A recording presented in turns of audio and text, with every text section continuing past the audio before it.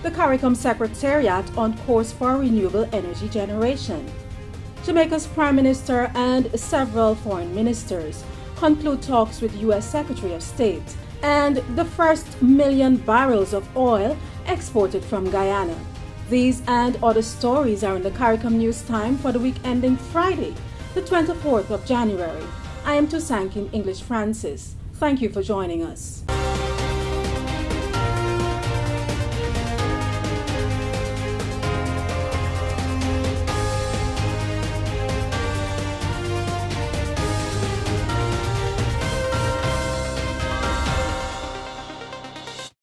The highly anticipated solar power project for the CARICOM Secretariat headquarters building was officially launched on Monday the 20th of January with a sword-turning ceremony.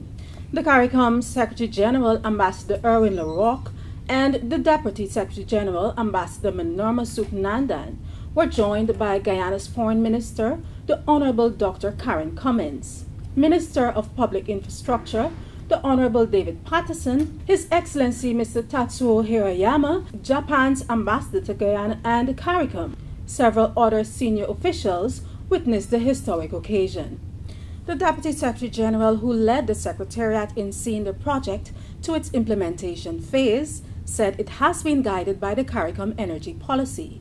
The policy articulates an ambitious vision to establish the region as a global example of renewable energy use.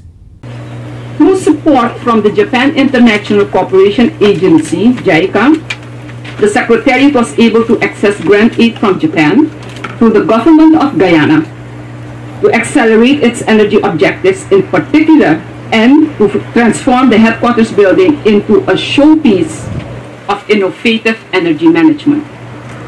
Utilizing around 400 kilowatt of solar photovoltaic power, which together with the battery energy storage and advanced building energy management systems, the Secretariat will not only be able to meet most, if not all, of its electricity needs through a clean and secure source, but will also be able to export power to the grid, supplementing the existing GPL generation to the people of Guyana in the best of times. Japan's International Cooperation Agency's chief representative to the Caribbean described the successful cooperation between the governments of Japan and Guyana, as well as with CARICOM. JICA, as the implementing body of Japanese Official Development Assistance, has been working on efficient energy use and renewable energy in Guyana in light of Guyana government policy, and was back in June 2018 when both Guyana government and JICA reached agreement on implementation of the project for the introduction of renewable energy and the improvement of power system, thereby strengthening transmission and distribution facilities with reduction of technical loss of electricity transmission in view, as well as introducing photovoltaic system and building energy management system to CARICOM Secretariat building as a showcase of energy efficiency and renewable energy. In total, around $18 million is being put in this project, and the project is now under implementation.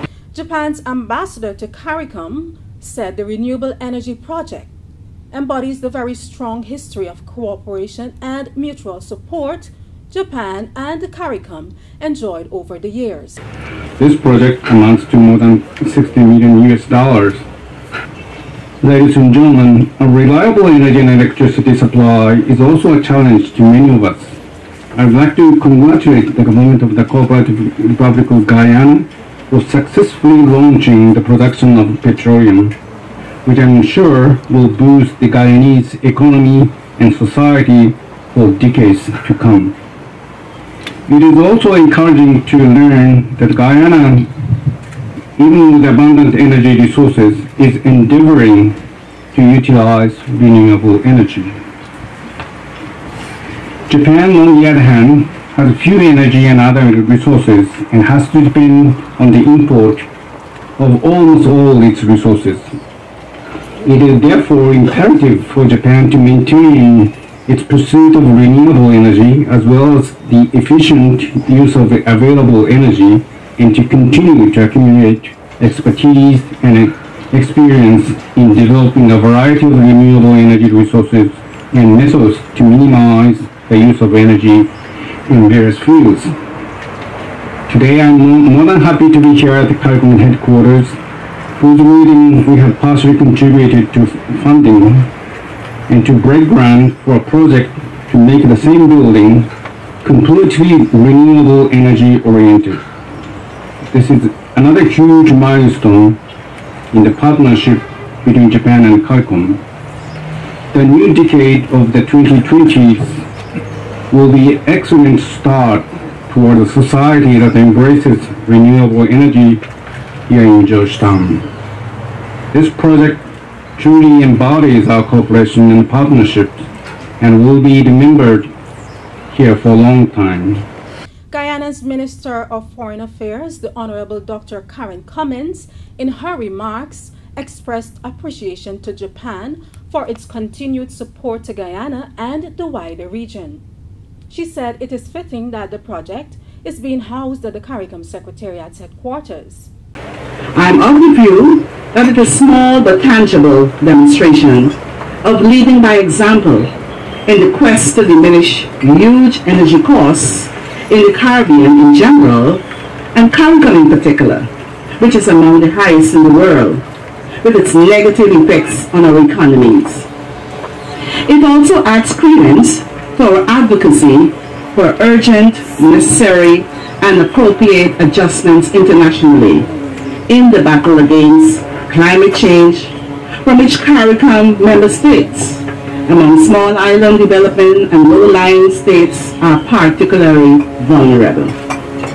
Further, a project of this nature is concordant with CARICOM's sustainable energy pathway and consistent with Guyana's thrust towards a green economy that envisages a holistic, integrated approach for national development. Delivering the feature address, the CARICOM Secretary General said the renewable energy project is another milestone in the history of the CARICOM Secretariat and in the relationship between Japan and the Caribbean community.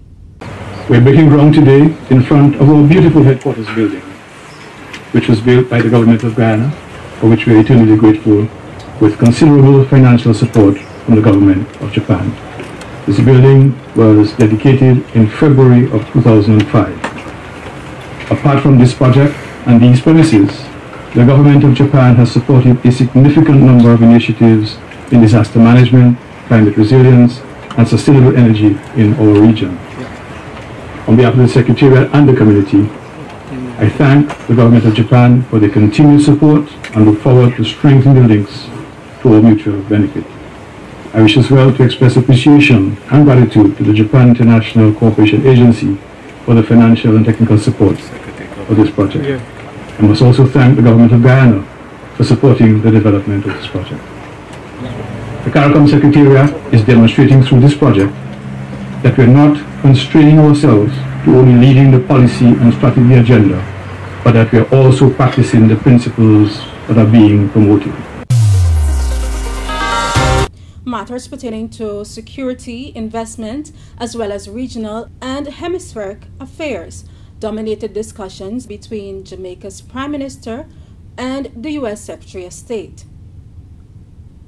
Mr. Mike Pompeo visited Jamaica on Tuesday, January 21st for a two-day working visit. He held bilateral talks with Jamaica's Prime Minister Andrew Holness and a policy discussion with foreign ministers of several Caribbean countries, including the Bahamas, Haiti, St. Lucia, St. Kitts and Nevis, and the Dominican Republic. Prime Minister Holness said he held very frank discussions with the U.S. Secretary of State on wide-ranging issues, including the ongoing political situation in Venezuela, the Organization of American States, as well as security, trade, and investment, and regional and hemispheric matters. Our discussions today have provided yet another opportunity to affirm our shared commitment to democratic ideals, the rule of law, and economic prosperity. The aim of our talks was to reaffirm our mutual commitment to partnering for greater peace and prosperity in our respective countries and indeed across the hemisphere. I am pleased to say that we found common understanding on the urgent need to scale up our security cooperation. The main focus will be on bolstering Jamaica's capacity to counter transnational organized crime, secure our borders and ports, and interrupt the flow of illicit weapons into our country. At the wider level, securing Jamaica also requires sustained intervention on the economic and social front. I therefore reaffirmed Jamaica's keen interest in and plans to build upon the economic partnership between the United States and Jamaica. We will bolster cooperation in the area of energy security, increase trade, and importantly, we restated our desire to see greater US investment in Jamaica and across the region.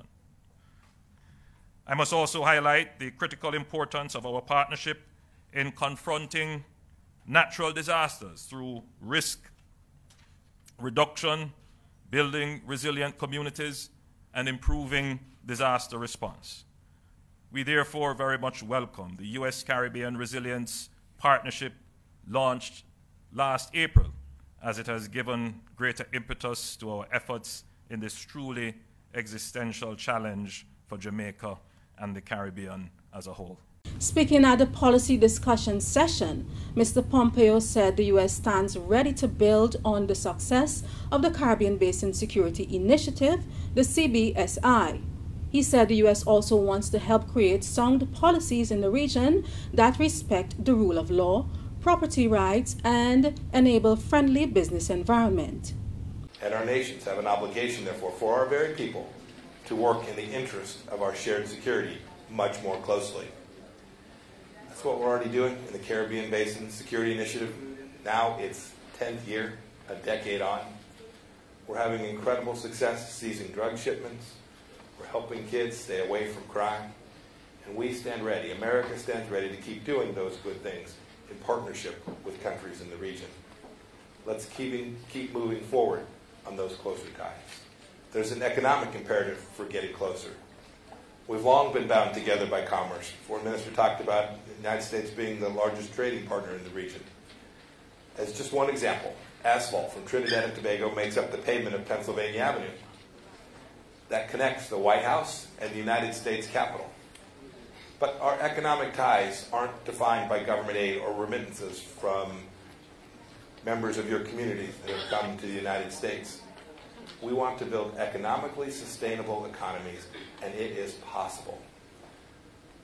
That success begins with good policy, sound policy. You all know the answer. Respect for the rule of law, property rights, a business culture that is friendly to entrepreneurs and risk takers. We know you're working on all of these things, and we are happy to help. The first shipment of 1 million barrels of oil departed Guyana for the United States on Monday, the 20th of January, exactly 4 weeks after the first oil was extracted from the Liza Phase 1 project. It was also less than 5 years after ExxonMobil's first discovery of oil in commercial quantities in Guyana's Stabroek Block. A spectacular display of fireworks illuminated the Georgetown, Guyana skies on Friday, the 17th of January, in a celebration of the start of the oil production.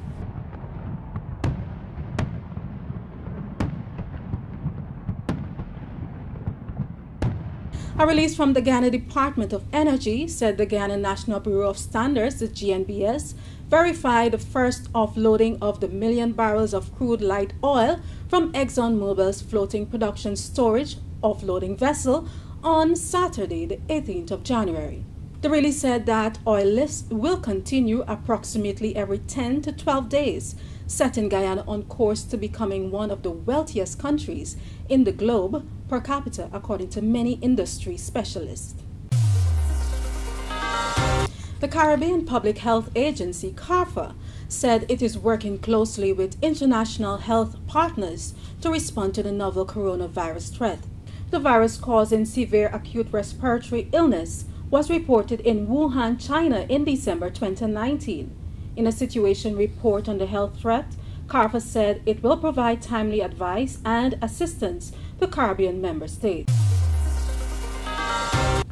The President of Guyana and members of the main opposition party met with US Congressional representatives on Wednesday, the 22nd of January, on the upcoming general and regional elections scheduled for the 2nd of March 2020 in Guyana. The members of the US Congress included Albio Cirez, Chairman of the Western Hemisphere Civilian Security and Trade Subcommittee, Gregory Meeks of the New York 5th District, and Congresswoman Yvette Clarke of the New York 9th District. The congressional representatives were accompanied by U.S. Ambassador to Guyana, Sarah Ann Lynch. According to a release from the Ministry of the Presidency, Guyana's President, His Excellency David Granger, assured the representatives that preparations for elections are being done in accordance with the laws of Guyana.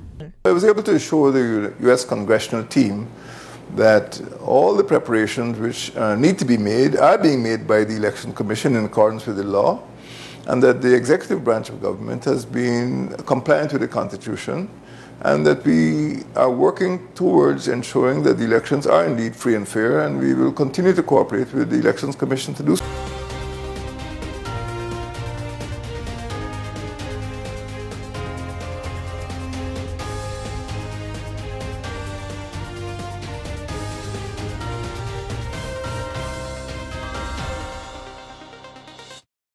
For more stories, you can visit the CARICOM news site at today.caricom.org or the CARICOM website at caricom.org.